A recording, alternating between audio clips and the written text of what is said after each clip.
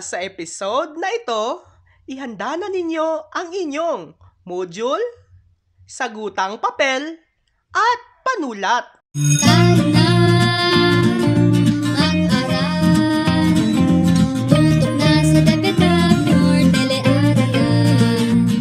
Manood, matuto sa mga guro, masayang lugar magkakasama tayo. DepEd, Davnor, telearalan. DepEd, Davnor, telearalan.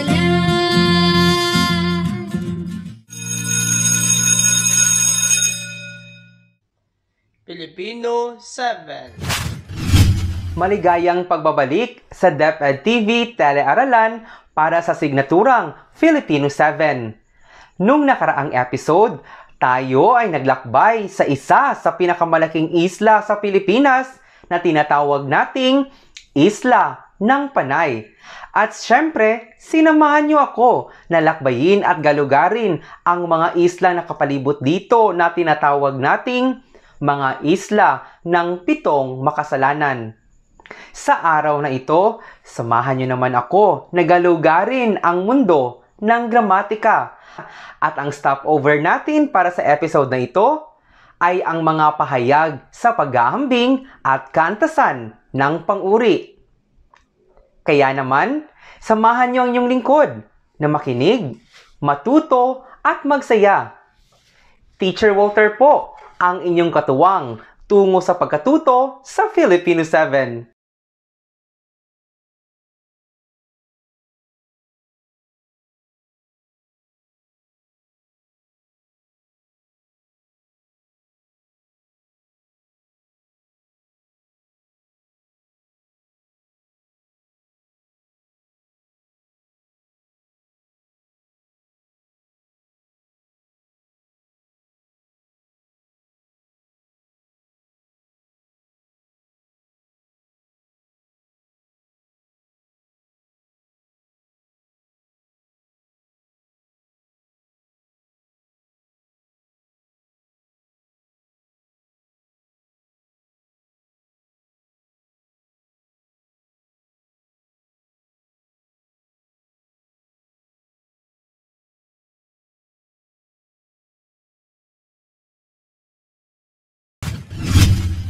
Alamin natin.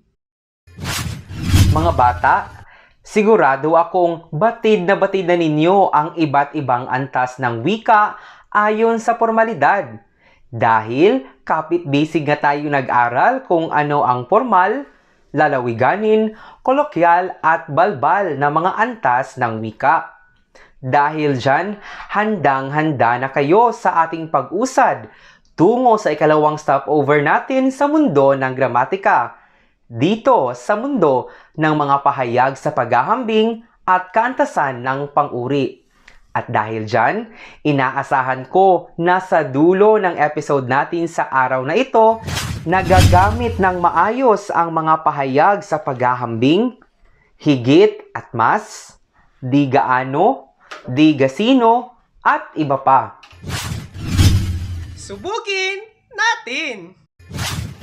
Wow! Tsokolate? Hindi ito mga tsokolating iniinom o kinakain. Ito ay mga lipon ng mga kumpul-kumpul at magkakasing hugis na mga burol na matatagpuan sa isla ng Bohol. At dito ko nga nakilala ang kaibigan nating si Tertier. Kumusta, Tertier? Mula sa mga burol ng Bohol, dadako naman tayo sa isa sa mga aktibong bulkan dito sa Pilipinas na matatagpuan sa isla ng Negros. Ito ang Mount Canlaon. Mula sa mga burol at bulkan, lilipad naman tayo at tutungo na tayo sa isa sa mga panturismong destinasyon dito sa Pilipinas. Maligayang pagdating sa isla ng Boracay. Dito, mararanasan ninyo ang malalabanos na mga mapuputing buhangin sa dalampasigan at crystal clear na mga beaches. At mula dito, susubukin natin ang inyong kakayahan sa pagbibigay ng paglalarawan ng mga anyong lupa at anyong tubig.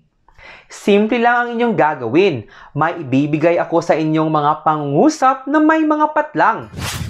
Pupunan nyo lamang ng mga salitang naglalarawan ang mga patlang upang mabuo ang diwa ng pahayag. Handa ka na ba? Pumili lamang ng tamang sagot mula sa kahon. Unang bilang, ang dagat ay patlang.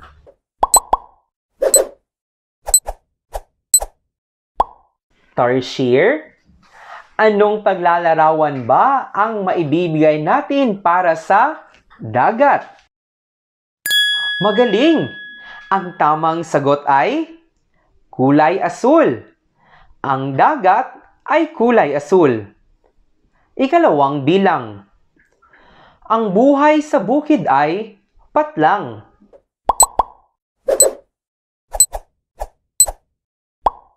Tarsier, ibigay ang tamang sagot. Magaling! Ang tamang sagot ay tahimik. Ang buhay sa bukid ay tahimik. Ikatlong bilang. Makikita mo ang patlang na bundok.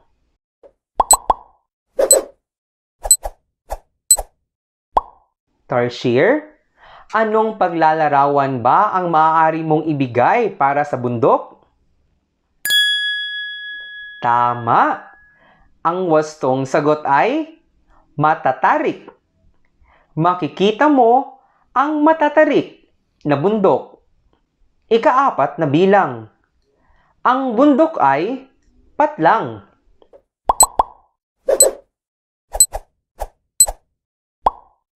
Tarsier, ano ang bundok? Wow! Ang bundok ay mataas. Ikalimang bilang. Ang isda sa dagat ay patlang na makukuha.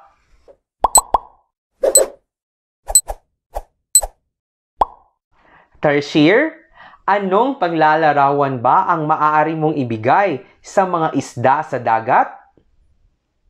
Mahusay! Sariwa! Ang isda sa dagat ay sariwa na makukuha.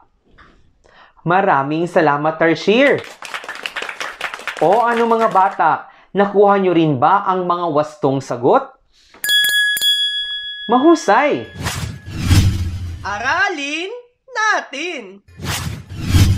Gaya ng sinabi ko kanina, ang paksa natin para sa episode na ito ay mga pahayag sa paghahambing at kaantasan ng pang-uri. Natatandaan niyo pa ba mga bata kung ano ang pang-uri? Ang pang-uri ay bahagi ng pananalitang naglalarawan o nagbibigay turing sa pangalan o panghalip. At merong tatlong kaantasan ang pang-uri. Ang una ay lantay, ang pangalawa ay pahambing, at ang pangatlo ay pasukdol. Lantay. Ito ang anyo ng pang-uri kung ito ay naglalarawan lamang ng iisang pangalan o panghalip. Halimbawa, malaki ang responsibilidad ng magulang sa pagpapalaki ng mga anak. Ang pang-uri dito ay ang salitang malaki. Mahirap ang tungkuling ito. Ang pang-uri dito ay ang salitang mahirap. Pahambing. Ito ay pang-uri na naghahambing o nagtutulad ng dalawang pangalan o panghalip. May dalawang uri ng pang-uring pahambing. Ang una ay pahambing na pasahol o palamang at ang ikalawa naman ay pahambing na patulad. Sa pahambing na pasahol o palamang, nagsasaad ng nakahihigit o nakalalamang na katangian ng isa sa dalawang pangalan o panghalip na pinaghahambing. Gumagamit ito ng mga katagang higit, mas, lalong, di gaano, di gasino, at iba pa. Halimbawa, mas mahirap ang hamon sa mga magulang ngayon kaysa noon. Mas mabuti pa rin ang pagbabasa ng aklat kaysa pagbababad sa harap ng internet. Sa pahambing na patulad, nagsasaad ng magkakatulad o magkakapantay na katangian ng dalawang pangalan o panghalip na pinaghahambing. Gumagamit ito ng mga panlaping tulad ng sing, sin, sim, magsing, kasing, o mga salitang kapwa o pareho. Halimbawa, ang telebisyon at internet ay parehong masama kapag nasobrahan. Ang impluwensyang dulot ng mga ito sa isipan ay magsindami, pasukdol. Ito ay pang-uri na nagpapakita ng pinakamatindi o pinakasukdulang katangian sa paghahambing ng higit sa dalawang pangalan o panghalip. Gumagamit ito ng mga panlaping pinaka, napaka, pagka, kasunod ng pag-uulit ng salitang ugat o ng mga salitang ubod ng, hari ng, sakdal, o sobra.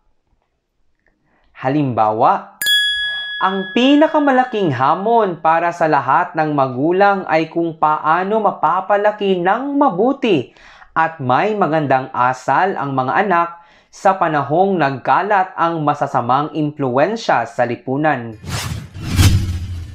Nakuha niyo ba ang mga katuturan ng mga kaantasan ng pang-uri na lantay, pahambing at pasukdol? At nakuha niyo rin ba ang mga halimbawang ibinigay? Sa bahaging ito, may sasagutan tayong kaunting katanungan. Unang bilang, ano ang tawag sa bahagi ng pananalitang naglalarawan o nagbibigay turing sa pangalan o panghalip?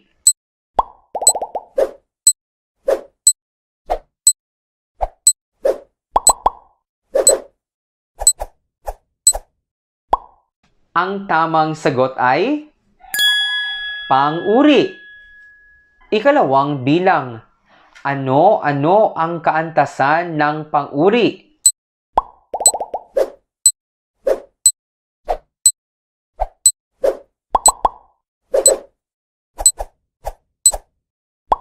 Ang mga kaantasan ng pang-uri ay lantay, pahambing, at pasukdol. Nakuha niyo ba ang tatlong kaantasan ng pang-uri? Mahusay! Ikatlong bilang. Ano-ano ang dalawang uri ng pahambing?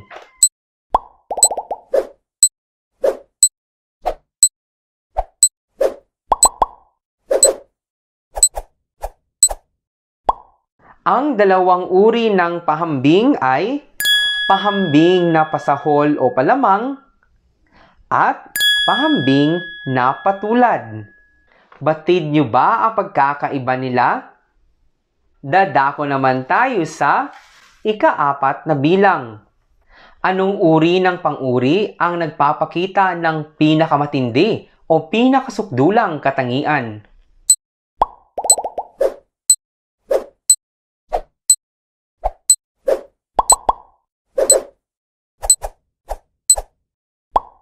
Ang tamang sagot ay pasukdol. Nakuha niyo ba ang mga wastong sagot para sa ating mga gabay na tanong? Mahusay! Gawin natin! Binabati ko kayong lahat na lalapit na tayo sa dakong huli ng ating stopover dito sa mundo ng gramatika para sa araw na ito. Sa bahaging ito, makakasama na naman natin ang ating kaibigang si Tertier. Sa tulong ni Tertiary, pipili tayo kung check o X. Check ang pipiliin natin kung ang paghahambing ay paghahambing na magkatulad. At X naman kapag ang paghahambing ay paghahambing na di magkatulad. Tertiary, handa ka na ba? Kayo mga bata, handa na ba kayo? Unang bilang, kasing bata ng mukha mo ang kapatid mo. Tertiary, ito ba ay check o X? Magaling! Ito ay check. Ikalawang bilang, higit na maraming mag-aaral noon kaysa ngayong may pandemya. Ito ba ay check o X? Tertiary, ano ang iyong sagot? Mahusay! Ito ay X. Ikatlong bilang, ang binili niyang sapatos ay sinlaki ng sapatos na suot ko.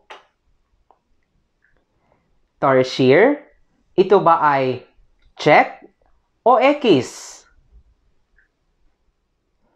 Magaling! Ito ay check.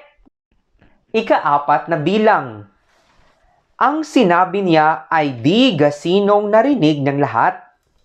Tertiary, ito ba ay check o X? Ito ay X. Ikalimang bilang. Ang tsokolate ay kasintamis na kinain kong cake. Tertiary, ito ba ay check o X? Magaling, Tertiary! Ito ay check. O ano mga bata, nakuha nyo rin ba ng tama kung ito ay pahambing na magkatulad o pahambing na di magkatulad? Magaling! Sanayin natin! Ayan! Natitiyak kong kilala mo pa ang pang-uri at ang mga kaantasan nito. Sa bahaging ito, sasanayin natin ang inyong kakayahan sa pagtukoy ng pang-uri at ang kaantasan nito. Salungguhitan lamang ang mga pang-uring ginamit sa bawat pangungusap at suriin ang kaantasan nito. Piliin lamang ang L kung ito ay lantay, PT kung pahambing na patulad, PL kung pahambing na palamang, at P kung ito ay pasukdol. Unang bilang, ang anak niya ay masipag.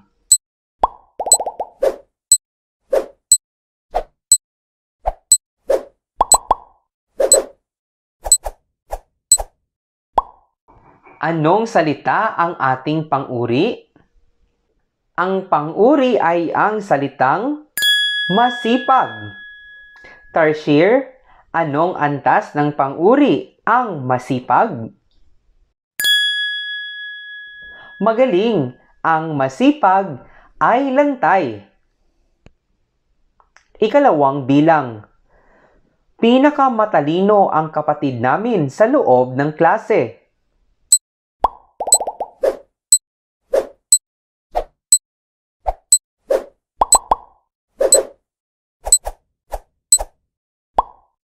Ang salitang pang-uri ay pinakamatalino.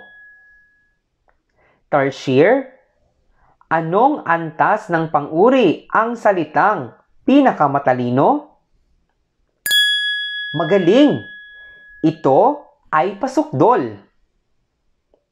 Ikatlong bilang, si Isra ay mas maputi kaysa kay Zoe.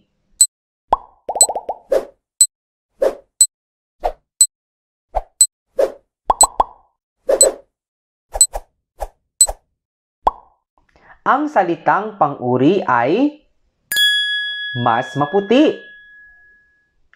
Tertiary, ano ang antas ng pang-uri ng mas maputi? Wow! Ang galing-galing mo, Tertiary! Ito ay pahambing na palamang. Ika-4 na bilang. Ang magkapatid ay magkasing tangkad na.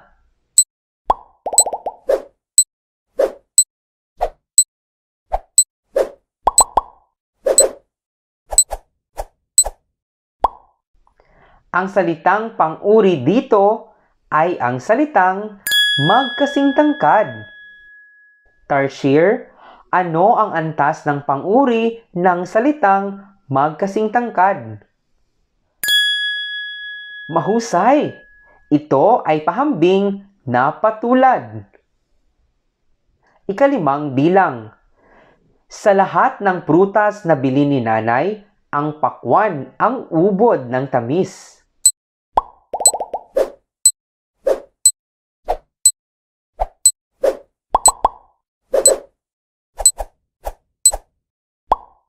Ang mga salitang pang-uri sa pahayag ay ubod ng tamis. Tarsier, ano ba ang antas ng pang-uri ng ubod ng tamis? Magaling! Ito ay pasutdol. Tandaan natin!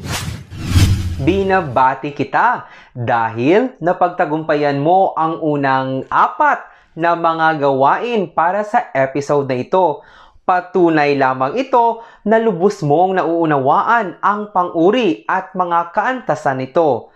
Upang higit mong maunawaan pa at maitatak sa iyong isipan ang ating aralin para sa araw na ito, may sasagutan tayong ilang katanungan. Punan lamang ng wastong kaantasang pang-uri ang bawat pangungusap. Gawing gabay ang salitang ugat na nasa loob ng panaklong. Unang bilang. Ang bait, patlang na anak ay kaligayahan ng magulang.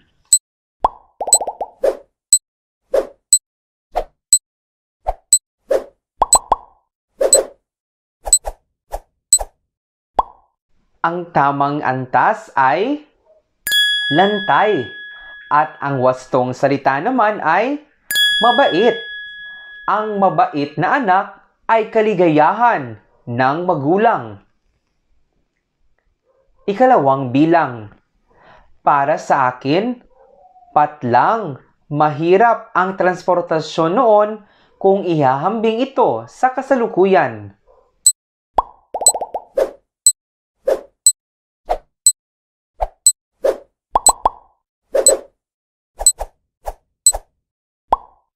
Ang antas ng pang-uring gagamitin ay pahambing. Di gaanong mahirap. Para sa akin, di gaanong mahirap ang transportasyon noon kung ihahambing ito sa kasalukuyan. Ikatlong bilang. Sa ngayon, marami, patlang kabataan na ang nalululong sa paglalaro ng video games kaysa noong nagdaang panahon.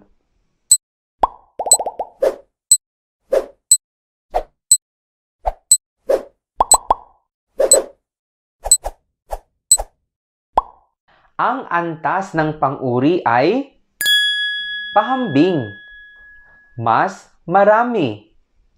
Sa ngayon, mas maraming kabataan na ang nalululong sa paglalaro ng video games kaysa noong nagdaang panahon. Ika-4 na bilang. Ang tamang paggabay sa mga anak ang mainam, patlang pa ring paraan ng pagtuturo kaysa labis na pamamalo.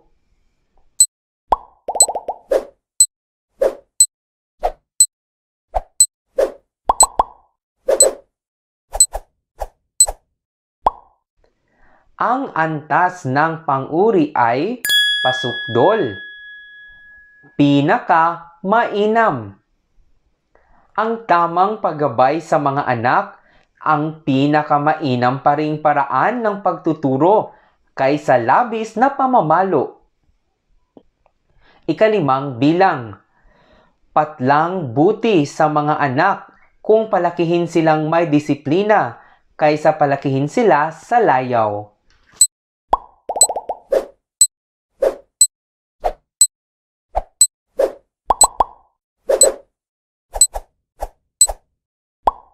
Ang antas ng pang-uri ay pahambing. Mas mabuti sa mga anak kung palakihin silang may disiplina kaysa palakihin sila sa layaw. Suriin natin! Sa bahaging ito, may panonoorin tayong isang audiovisual presentation na tumatalakay sa isang teksto hinggil sa mga hamong kinakaharap ng mga magulang sa kasalukuyang panahon. Sa panahong ito ng digital age, kung saan bahagi na ng buhay ang internet, cable television, video games, smartphones, tablet, at iba pang modernisasyon sa komunikasyon at sa pamumuhay, nagiging mas mabigat ang hamong kinakaharap ng mga magulang sa pagpapalaki ng mga anak na may mabubuting pagpapahalaga at magandang asal kaysa nakalipas na 50 taon. Ayon sa pag-aaral, halos 75% ng mga sanggol mula 0 hanggang 1 taon ay nakakapanood ng telebisyon at 37% sa mga ito ay nakapanunood araw-araw. Kung ganito ang istatistika sa mga sanggol, isipin na lang ang dami ng oras na ginugugol ng mga batang mula 2 hanggang 17 taon sa harap ng telebisyon. Marami pa rin ang mga panunuoring nagtuturo ng maling pagpapahalaga tulad ng karahasan, pagpapalaganap ng mga bisyo tulad ng pag-inom, paninigarilyo, at pagkakaroon ng maling konsepto ng kagandahan at kaligayahang nakaugat sa material na bagay at iba pa. Idagdag pa rito ang pagkahumaling din ng mga kabataan sa internet at sa mga video game na nagdudulot din ng maling pagpapahalaga. Kaya naman, lalong mahalaga ngayon ang presensya ng magulang upang maagapan ang hindi magagandang maibubunga ng impluwensya ng digital age sa mga bata. Ang matiyagang pagtuturo at paggabay ng magulang pa rin ang pinakamahalaga, subalit mahalaga rin ang pagtanggap at pagsunod ng mga anak sa payo o pangaral ng magulang. Ngayon naman, titingnan natin kung inyo bang naintindihan ang ating audiovisual presentation sa pamamagitan ng pagsagot ng sumusunod na katanungan. Unang bilang. Totoo nga kayang mas mabigat ang hamong kinakaharap ng mga magulang sa pagpapalaki ng mga anak sa kasalukuyang panahon? Bakit?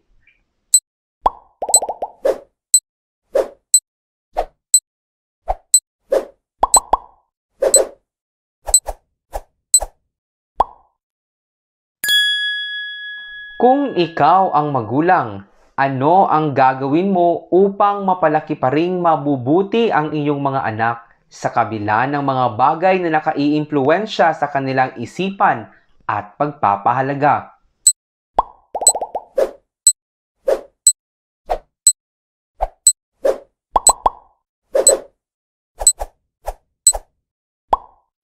Kung ikaw naman ang anak na pinagsasabihan ng inyong magulang na maghinay-hinay sa paggamit ng telebisyon, smartphone at internet, susunod ka ba o susuway? Ipaliwanag.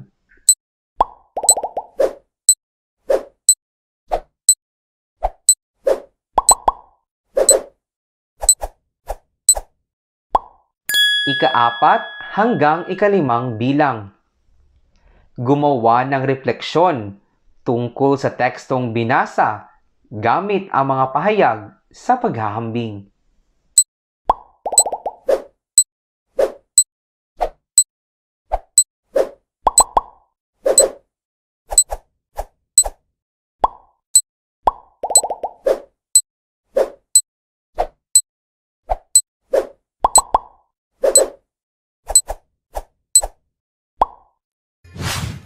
Payabungin natin! Sa bahaging ito, Titingnan natin kung nagagamit mo pa ba ng maayos at mahusay ang mga pahayag sa paghahambing. Gawing paksa sa bubuing pangungusap ang iyong pagiging mabuting anak, kapatid o kapamilya. Upang tulungan tayong makabuo ng pangungusap, makakasama natin ang ating kaibigang si Tertier. Unang bilang, di totoong mahirap.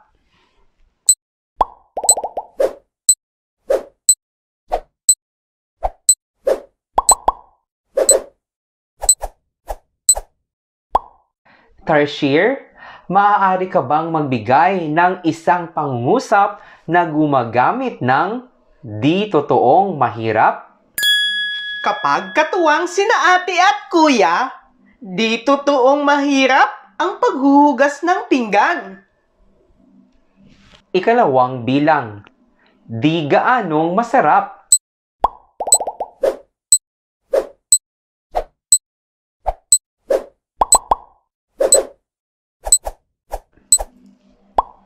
Tertier, maaari ka bang magbigay ng isang pangungusap na gumagamit ng di gaanong masarap? Kahit di gaanong masarap ang luto ni ate, damang-dama ko naman ang init ng kanyang pagmamahal habang hinahanda ang kanyang lutuin. Ikatlong bilang, mas mahalaga.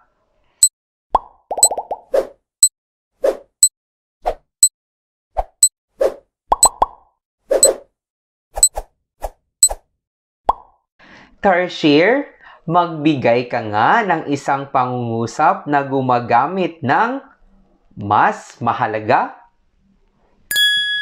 Ang pagkakaroon ng mabuting kalooban ay mas mahalaga kaysa pagkakaroon ng maraming pera. Ikaapat na bilang, di gasinong mabilis.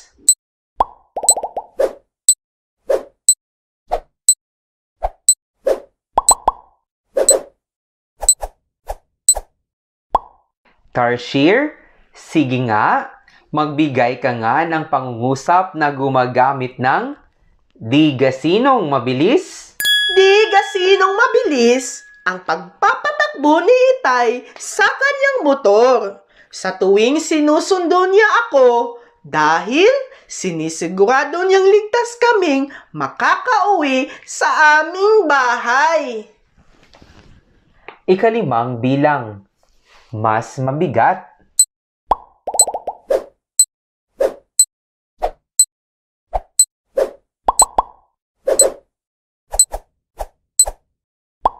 Tertier, isa pa ngang pangungusap at ngayon gamitin ang mas mabigat.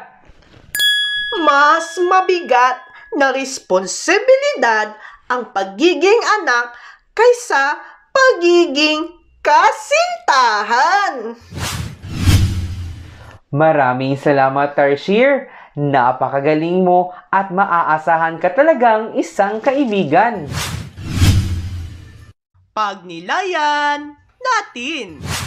Nararapat lamang na linangin natin ang makrong kasanayang pampagkatuto, lalong-lalo na ang mga makrong kasanayan sa pagsasalita at pagsulat. Sa pamamagitan ng mainam na pagsulat at pagsasalita, mas magiging maayos ang ating pakikipagtalastasan at mas maiiwasan ang hindi pagkakaunawaan. Sa tulong naman ng wastong paggamit ng mga pahayag sa paghahambing at kaantasan ng mga pang-uri, lubos na magiging kapanapanabik ang ating komunikasyon. At ngayong umabot na tayo sa hangganan ng ating ikalawang stopover dito sa paglalakbay sa mundo ng gramatika, lubos akong nagagalak dahil nagagamit niya ng wasto ang mga pahayag sa paghahambing. Naway magamit pa ninyo ang mga kasanayang ito upang mabigyang kulay ang kagandahan ng Pilipinas, maging ang mga tradisyon man at kaugalian nating mga Filipino, at syempre ang pagiging mabuting anak, kapatid o kapamilya. Magkita-kita tayong muli sa susunod nating pakikipagsapalaran dito sa Kupuluan sa Kabisayaan. At maghanda ka dahil malay mo maitatampok namin ang inyong pinakapaboritong lugar dito sa Visayas. Muli, ako ang inyong lingkod para sa Filipino 7 dito sa DepEd Davnor Telearalan. Teacher Walter po ang inyong katuwang tungo sa pagkatuto sa Filipino.